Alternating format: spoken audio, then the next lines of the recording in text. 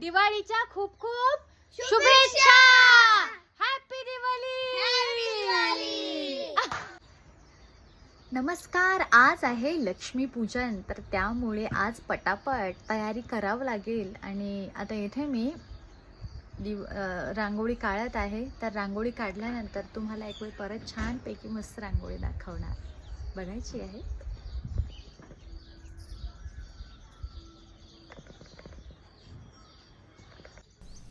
तर या ठिकाणी बघू शकता, रांगोळीमध्ये शुभ दिवाळी काढायचं माझं बाकी होतं आणि त्या रांगोळीमध्ये छानपैकी मस्त गुलाबी असा कलर भरला, एकदम गडद असा. आणि त्यानंतर त्याच्यावरती शुभ दिवाळी काढलं, कारण शुभ दिवाळी काढल्याशिवाय कळणार कसं की सण आहे म्हणून.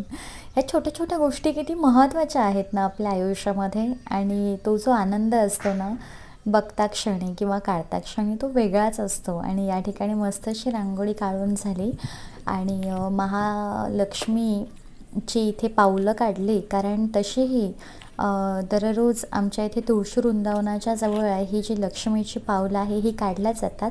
कोणी साचा वापरतो, पण आम्हाला हाताने काढायला फार आवडतं, मला आणि आईला. आणि त्यानंतर आईने इतकी सुंदर पूजा मांडली होती ना लक्ष्मीपूजनाची, एवढं प्रसन्न वाटत होतं सगळे दिवे लावल्यानंतर की मी तर पूर्ण पूजा झाल्यानंतर ना छानपैकी सगळे दिवे लावल्यानंतर तर मी तर डोळे अक्षरशः बंद करून तिथेच बसली होती.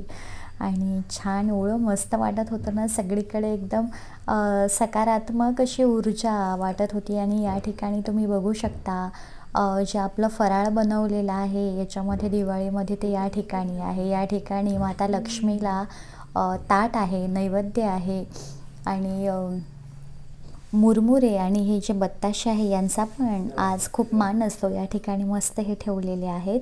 आणि पूजा सगळं मांडून झाल्यानंतर आई आणि बाबांनी या ठिकाणी दोघांनी मिळून मस्त पूजा केली. आणि तुम्ही बघू शकता बाबा तर आमचे फारच पूजा करण्यात एवढे मग्न झाले होते. आणि त्यानंतर राळ लावली, तर तेव्हा तर असं सुंदर वाटत होतं ना.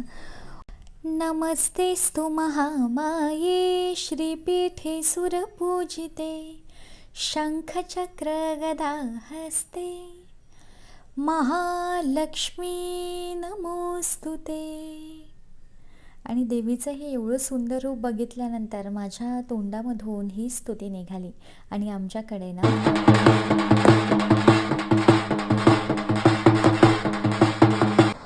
लक्ष्मीपूजन झाल्यानंतर हे दादा आले होते, तर त्यामुळे आजचा दिवस असा गेला.